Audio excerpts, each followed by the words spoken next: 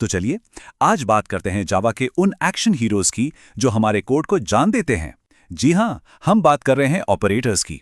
ये वो सिंबल्स हैं जो हमारे लिखे हुए कोड को असल में कुछ करने की यानी एक्शन लेने की ताकत देते हैं। तो आइए इस प्रोग्रामर की टूल किट को खोलते हैं और देखते हैं कि हम डेटा के साथ क्या क्या कमाल कर सकते हैं। जरा सोचिए, हमने अपने वेरिएबल्स में कुछ डेटा डाल दिया। मान लीजिए एक में 10 और दूसरे में 5। बहुत बढ़िया। लेकिन अब इसका क्या करें? सिर्फ डेटा स्टोर करने से तो कोई प्रोग्राम नहीं बनता है ना। हमें उस डेटा पर कुछ काम करना होगा, कोई एक्शन लेना होगा। और बस यहीं पर एंट्री होती है जावा ऑपरेटर्स की। ये वो खास सिंबल्स हैं जो वेरिएबल्स या वैल्यूज पर काम करते हैं, और जिन वैल्यूज पर ये काम करते हैं उन्हें हम ऑपरेंड्स कहते हैं। तो जैसे 10 + 5 में 10 और 5 हमारे ऑपरेंड्स हैं, और ये जो प्लस का निशान है, प्लस, यही हमारा ऑपरेटर है। ये हमारे कोड के वो हाथ हैं जो असल में सारा काम करते हैं। चलिए अपनी टूल किट के सबसे पहले और सबसे बेसिक टूल से शुरुआत करते हैं। ये है हमारे गणित और असाइनमेंट ऑपरेटर्स। ये आपको स्कूल के दिनों की याद दिला सकते हैं जब हम हिसाब किताब के नियम सीखते थे। जावा में भी कुछ कुछ वैसा ही है। तो ये हैं हमारे अरिथमेटिक यानी गणित वाले ऑपरेटर्स।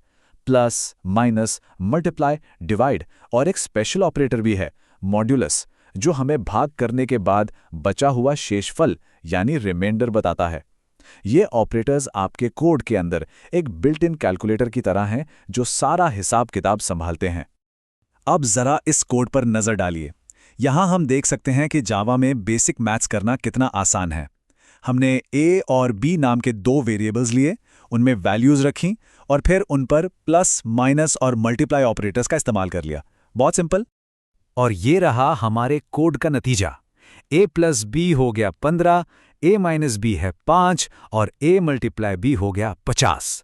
ऑपरेटर्स ने अपना काम बिल्कुल सही तरीके से किया और हमें एकदम परफेक्ट रिजल्ट्स मिल गए। अब आते हैं असाइनमेंट ऑपरेटर्स पर। सबसे कॉमन तो है ये इक्वल टू का साइन, जो एक वेरिएबल को कोई वैल्यू असाइन करता है, मतलब देता है।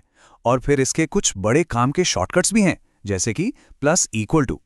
अगर किसी वेरिएबल की वैल्यू में कुछ जोड़कर वापस उसी में स्टोर करना है तो c = c + a लिखने के बजाय आप सीधे c + = a लिख सकते हैं। इससे कोड छोटा और पढ़ने में आसान हो जाता है। ठीक है, बेसिक हिसाब किताब तो हो गया। अब अपनी टूल किट के अगले लेवल पर चलते हैं। ये हैं लॉजिक टूल्स, जो हमारे कोड को सोचने, समझने और सही गलत के आधार पर फैसले लेने की असली शक्ति देते हैं। ये हैं रिलेशनल ऑपरेटर्स यानी तुलना करने वाले ऑपरेटर्स।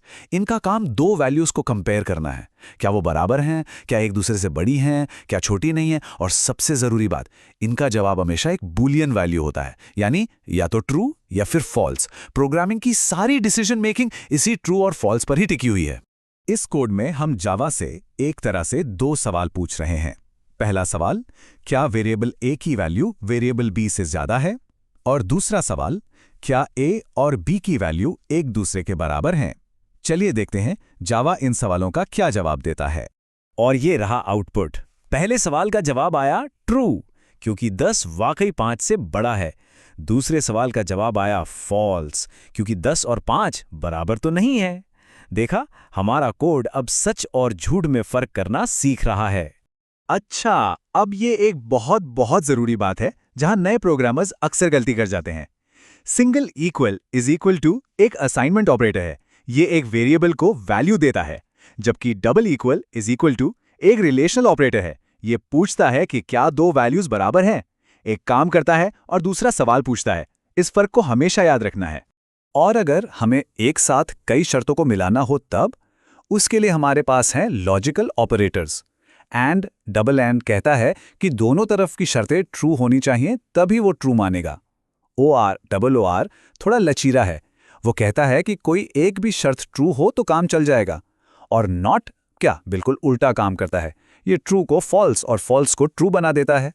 चलिए अब कुछ एडवांस और पावरफुल टूल्स देखते हैं। ये रोज रोज काम नहीं आते, लेकिन जब इनकी जरूरत पड़ती है तो ये बहुत कारगर साबित होते हैं। ये हैं बिटवाइज ऑपरेटर्स, जो नंबर्स पर नहीं बल्कि उनके बाइनरी बिट्स यानी 0 और 1 पर सीधे काम करते हैं। देखिए, कंप्यूटर नंबर्स को हमारी तरह नहीं देखता, वो उन्हें बाइनरी में देखता है, यानी सिर्फ 0 और 1 की भाषा में। तो यहाँ जो नंबर हमें 60 दिख रहा है वो कंप्यूटर के लिए 00111100 है और 13 असल में 00001101 है। बिटवाइज ऑपरेशंस इन्हीं 0 और 1 की लड़ियों पर होते हैं। ये हैं हमारे मुख्य बिटवाइज ऑपरेटर्स। बिटवाइज एंड का इस्तेमाल अक्सर किसी खास बिट को चेक करने के लिए होता है, और पाई किसी बिट को ऑन यानी 1 पर सेट करने के काम आता है, और शिफ्ट ऑपरेटर्स बिट्स को दाएं या बाएं खिसकाते हैं, जो कि 2 से गुणा या भाग करने का एक सुपर फास्ट तरीका है। इस कोड में हम A यानी 60 और B यानी 13 पर बिटवाइज एंड और बिटवाइज ऑपरेशन कर रहे हैं।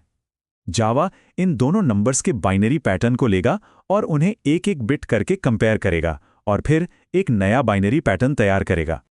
और ये रहे नतीजे 12 और 61। ये कोई जादुई नंबर नहीं है, ये सीधे उन बाइनरी ऑपरेशन से आए हैं जहां हमने 60 और 13 के बाइनरी रूपों पर काम किया था।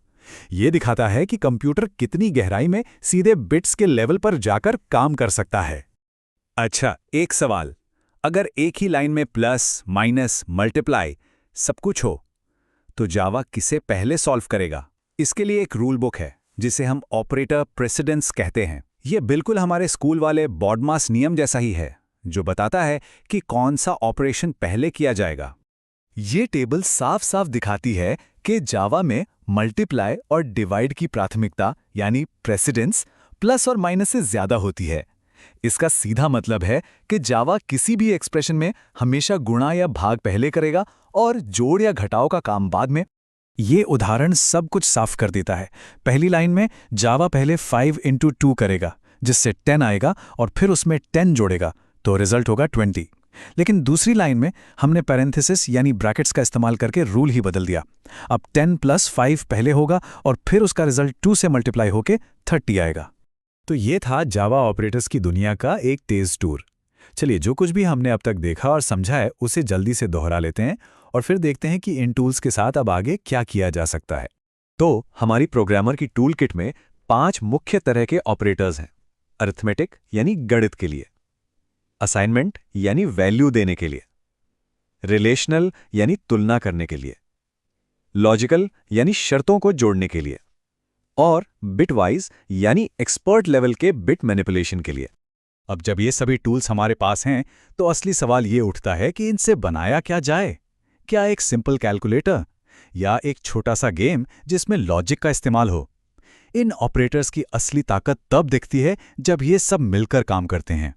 तो सोचने वाली बात यह है कि इन सब का इस्तेमाल करके वो पहला प्रोग्राम कौन सा होगा?